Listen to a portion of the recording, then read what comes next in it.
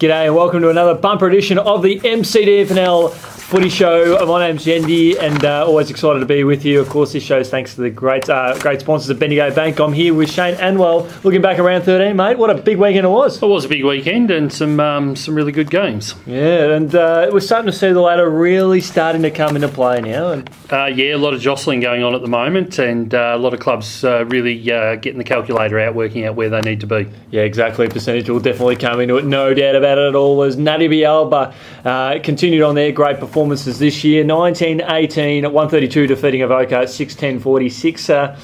The Swans led by 25 points at quarter time, and then sort of did the damage in the other quarters.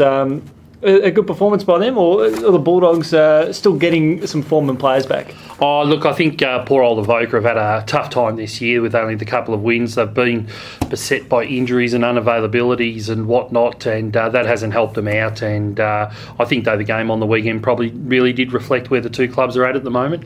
Yes, definitely right there, mate. I've harped on him a few times this year, but I like the form of Carl Lewicki. He kicked 2 goals for Avoca on the weekend. He's kicked 36 for the year, and he's kicked goals in all matches. So if even despite Avoca's poor form this year, he's still been able to kick goals every week, which is important for them as a target. Yeah, that's right. And consistency is really what you need out of your players, and they're certainly getting that in spades there. But a tough year will finish out for Avoca, but they'll keep on going.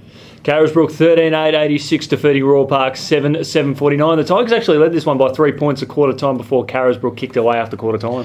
Yeah, I think it's a little bit closer maybe than some people thought, but I think the score probably was a good reflection. Carisbrook, I think it was an easy win for them in the end. Yeah, they certainly played some good footy there. Good to see Luke Treacy up there again, kicking 4 goals for the winners. Brown kicked 3 goals for the Tigers. In an interesting game, Navarre 14-16-100 defeating Maryborough Rovers 7-7-49. We did say this last week that the Rovers had to watch out because Navarre have been in some pretty scary form in recent weeks, winning by 100-point plus margins on a number of occasions. Yeah, that's right. Exactly right. Navarre did what they had to do. Rovers probably would like to have won the game, but I don't think they were ever going to. But they're hanging into 8th position at the moment, and they need a couple of wins coming up the next 3 weeks. Take away the first and last quarters where Navarre kicked 10-9 of their 14-16 and then the Rovers only kicked 3 goals in that period. Then it was a closer game pretty much for the middle of the game, so they did it right there. The Driscoll brothers kicked 9 goals between them, which is a good effort there. Lexington 26-13, 169 defeating Maldon 2-2-14. The score at half-time, mate, 12-6, 78 to 1 point. Scary for the Bombers in that case. Just a tough day for Maldon there with only the 2 goals after half-time.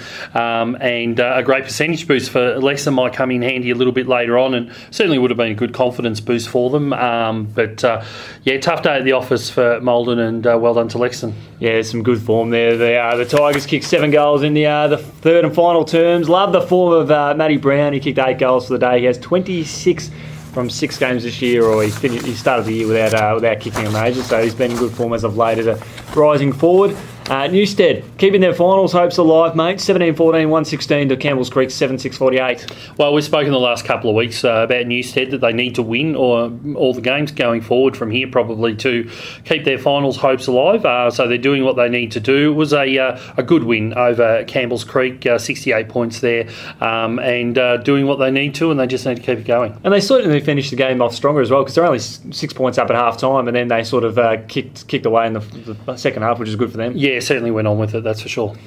Another big game. It's certainly turned a lot of heads in this one. Harcourt 15-9-99 defeating Trentham 7-8-50 and just going that one giant leap further to securing their spot in the top 4. Yeah, they did, and this margin I think blew out to a little bit more than what people were thinking. I think we pegged it in as the match of the round between the two sitting there, I think in 4th and 5th position, or 3rd and 4th thereabouts. Well done to Harcourt. That was a terrific win for them against quality opposition. Again, talking earlier about confidence, this will give them good confidence going into the finals, certainly should they run into Trentham during the final series. Definitely good to have that psychological edge, and when you start strongly as well. That was 39-0 quarter time. I think that just stunned everyone, really. Yeah, well, that's where it was won, wasn't it? Absolutely, mate. And the last game, it was on Sunday, and it was quite of a one-sided affair. Talbot 20-21, 141 defeating Denali 2-8-20. found it hard to believe that Talbot led 1-5 to 1-1 a quarter time in a low-scoring first term, but then the Hawkers kicked away in the after quarter time. Yeah, I think probably people would have been thinking this is a ripper game at quarter time, and as you said, Talbot just went on with it from there, and the result is as expected, I think. And it's good to see them spread the workload around on the goal front as well. They had 11 goal kickers, the Hawks, so out of their 20, so not a bad effort from their part as well. That's right. And Ash McDonald, he kicked 5 goals for the Winners to go to his 25 for the year. He's had a good season. Mate, thanks so much for joining us in the round 13 review this week, and we look forward to catching up with you later on in the week. Pleasure. 3 rounds to go.